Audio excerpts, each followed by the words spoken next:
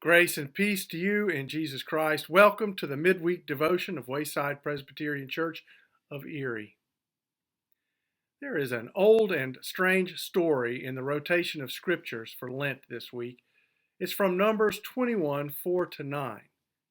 On a detour around the land of Edom, the people of Israel, in their journey from slavery in Egypt on their way to the Promised Land, they start complaining. They start speaking out against God and Moses. They begin to compare their life in slavery favorably to their current situation.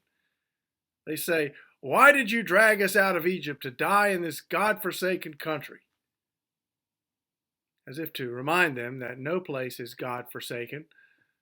Snakes emerge that start biting them, and a very bad situation develops.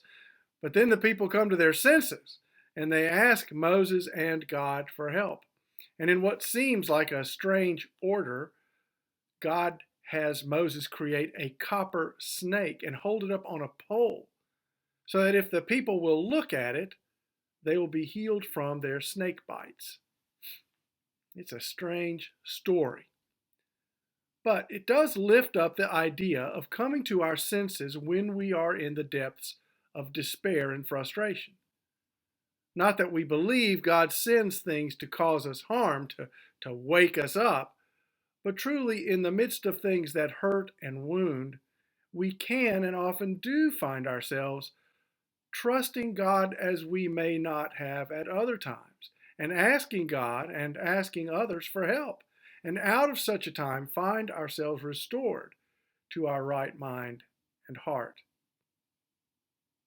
I'm intrigued by the serpent on the pole.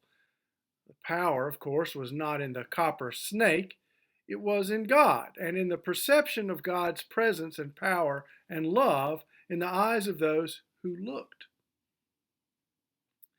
We all know that old statement, "You are a sight for sore eyes."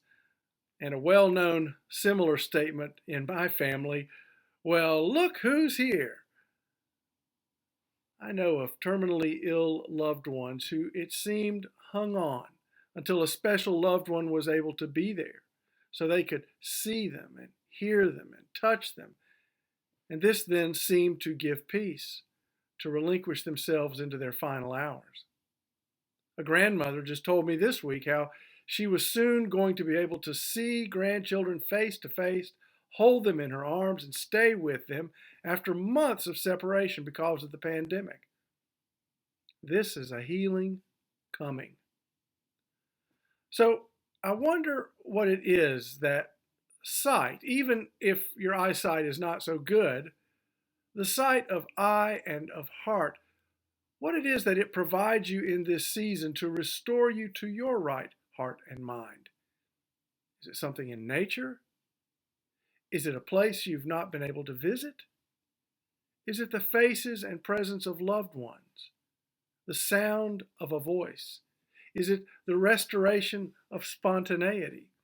Is it the smell of a longed-for dish shared with important people to you? Is it the inside of the church building, the gathering of God's people?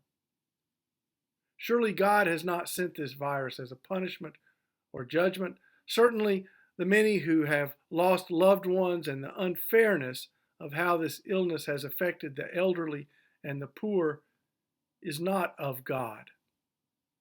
But the vision in eye and mind of caregivers and vaccine providers and community concern is a sight for sore eyes, and in coming days, a chance for us to look with renewed sight, with grateful hearts, and so to be healed by God's love available in so many ways for those with eyes and heart to see. Amen.